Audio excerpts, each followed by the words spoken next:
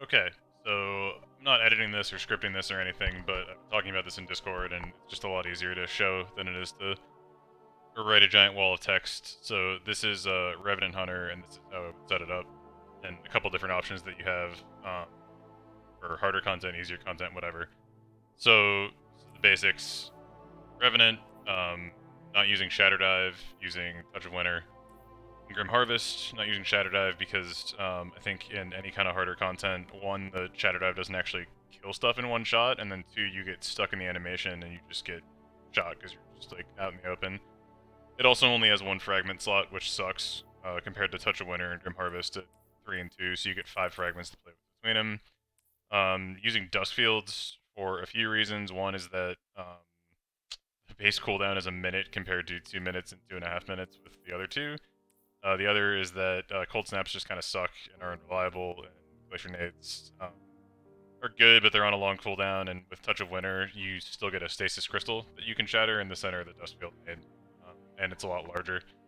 And dust fields are about to get a huge buff because they're getting an exotic that I'm going to talk about in a little bit. Otherwise, I'm going to go into fragments. The two that are like really necessary here are fissures and shards. Shards because every time you shatter a stasis crystal, it gives you a massive bump to your grenade energy, and while I'm talking, I'm going to into prophecy. So I'm going to go up against the prophecy show that it's pretty good against them. But anyways, so while I'm loading in, so shards, because on top of the already really fast grenade cooldown, this is going to make it even faster.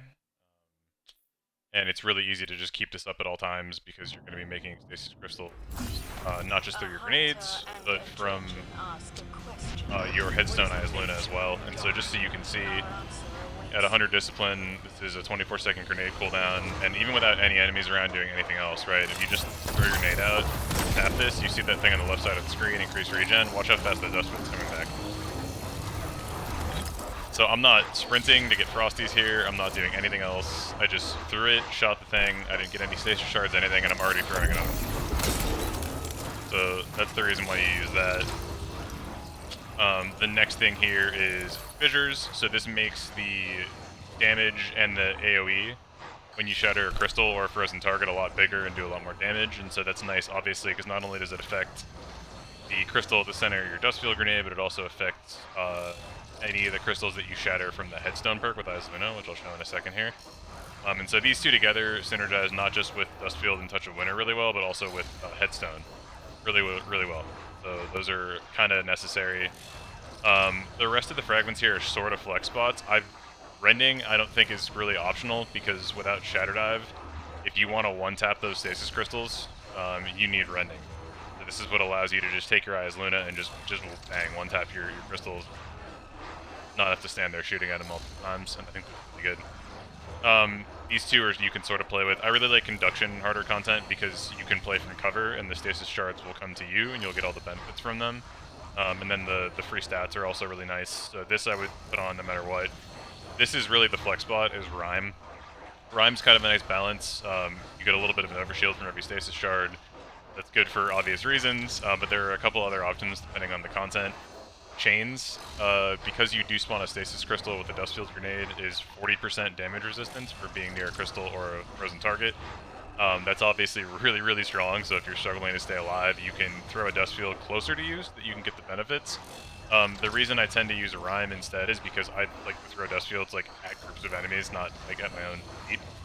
So that being the case, you know, it depends on how you play, but both of these are good options. If you're not having trouble staying alive though, I would go with Endurance.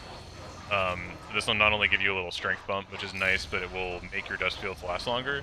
It also extends the duration of slow, so if you hit something with your stasis shurikens and they don't die, you have more time to kill them while they're slowed and still get a stasis shard from the kill.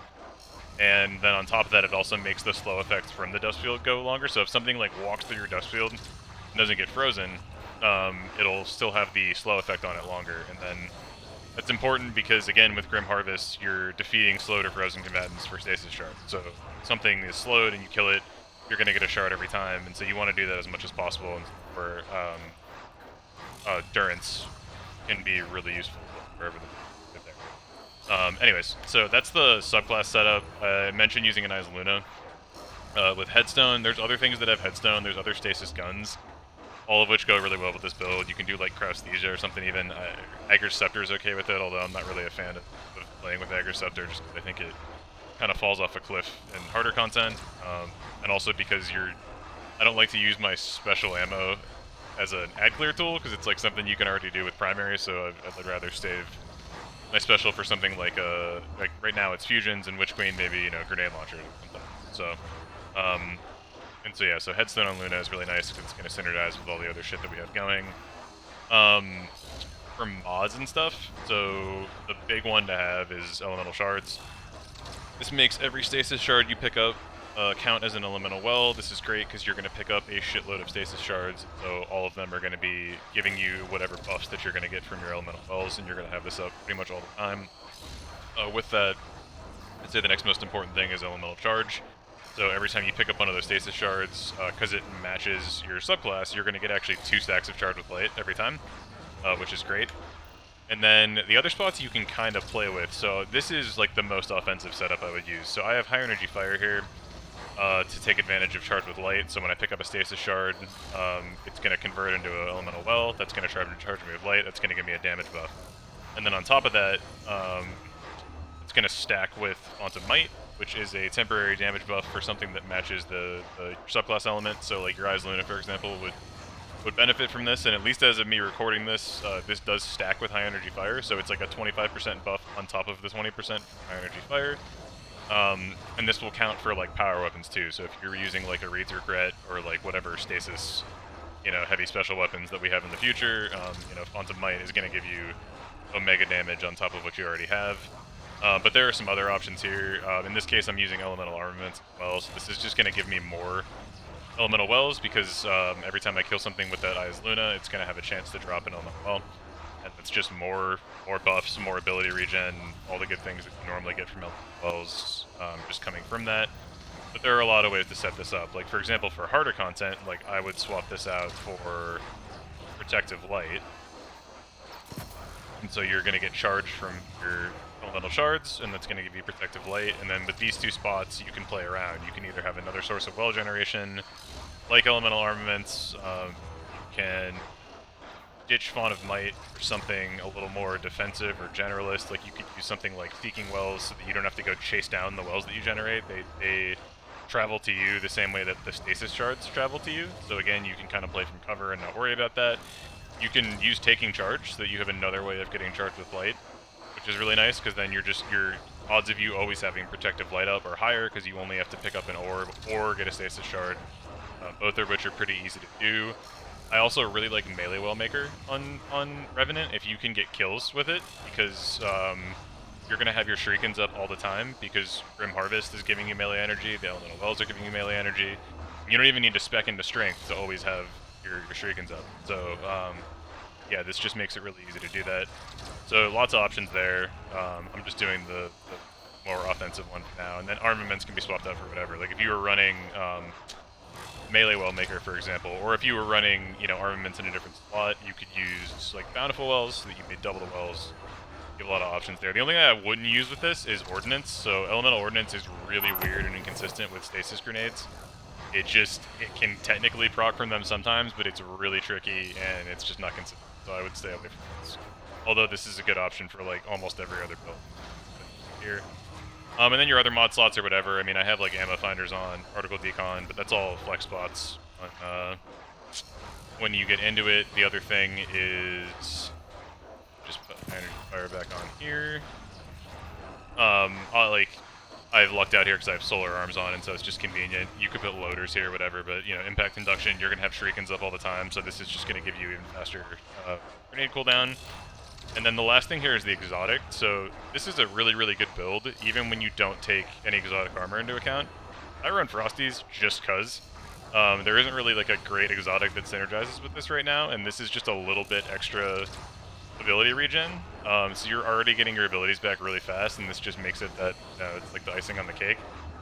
When Witch Queen comes out, there's going to be an exotic that buffs the shit out of Dustfield grenades, and so that's like an insta slot in for this. That's a huge upgrade, because Frosties are cool, they look really nice, but they don't really add that much to this, whereas dust fields, on top of everything else I've already talked about, are going to make enemies deal less damage when they're in them. They're going to make you take less damage when you or an ally are standing in them, and then on top of that, they're going to make them even larger. So if that stacks with Touch of Winter, you could have these massive bubbles that you're throwing down that, you know, give lots of benefits to you and your teammates, and that freeze the enemies, make them deal less damage, all that good stuff. So I would, you know, insta go farm for those in Witch Queen and kind of go from there.